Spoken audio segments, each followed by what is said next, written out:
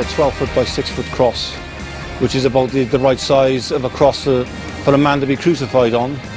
I walk it around, basically just to challenge people to think again about faith and about God and obviously about Jesus Christ.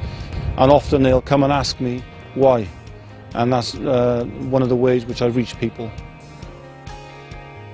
Way back in the 1980s, on one of the housing estates in Hereford, Barton Christian Fellowship, they ran challenged children's clubs for about 10 years. And I came as a county's evangelist and did some holiday clubs with them. And it was from there that God put the burden on my heart to plant Challenge Community Church. We come out every Wednesday to Pontypool to do open air preaching using a sketchboard, and recently we've brought some books and literature out with us. Part of a small team, groups of people from different churches over the valley. We just preach about Jesus and try and get into conversations with people about important issues.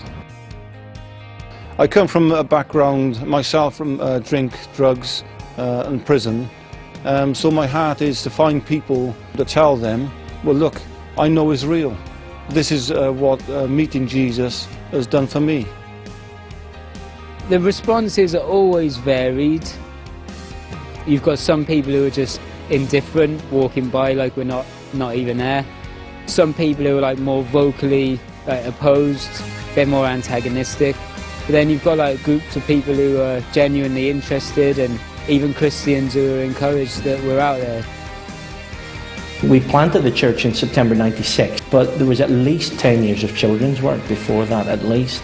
We have seen people converted and baptised here who were part of that work 20 years ago or more. Some people are called a sowing ministry. Great. So, do it for the Lord. Someone else might reap, but the Lord gets the glory. So, yeah, crack on.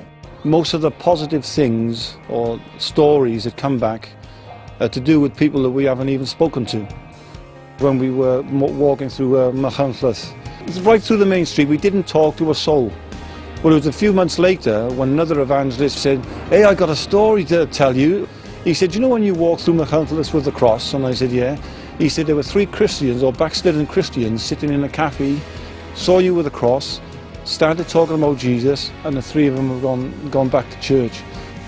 I've just really noticed that Christians just get really encouraged by coming out and sharing the gospel. Even Christians who are a bit skeptical about open air or might see it as a bit dated or a bit too in your face, have come out and actually been challenged that God does still use old school preaching.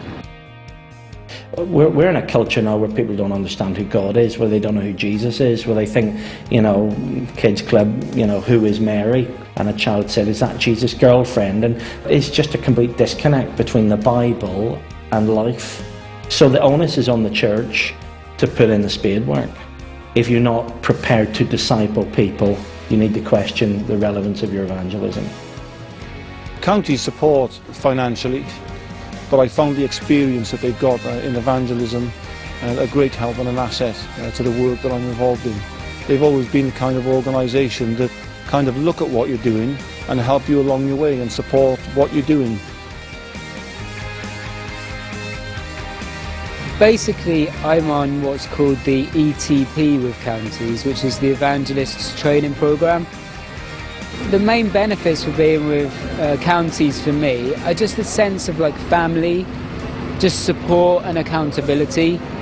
You always know that you're being prayed for, and I really just appreciate that privilege. My family is my main ministry. God's given me a wife, 3 beautiful daughters.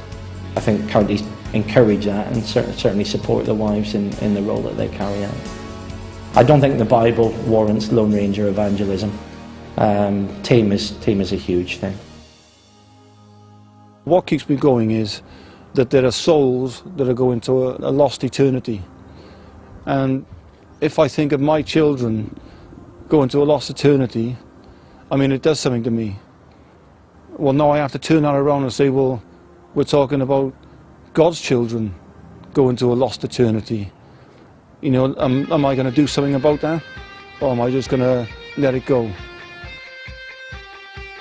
God could easily just speak like with a massive booming voice out of the sky. The mystery is that he invites us to like be a part of it, and he invites us to like speak on his behalf. Every time I think about that, it just gives me a new perspective. I'm going out speaking for the King.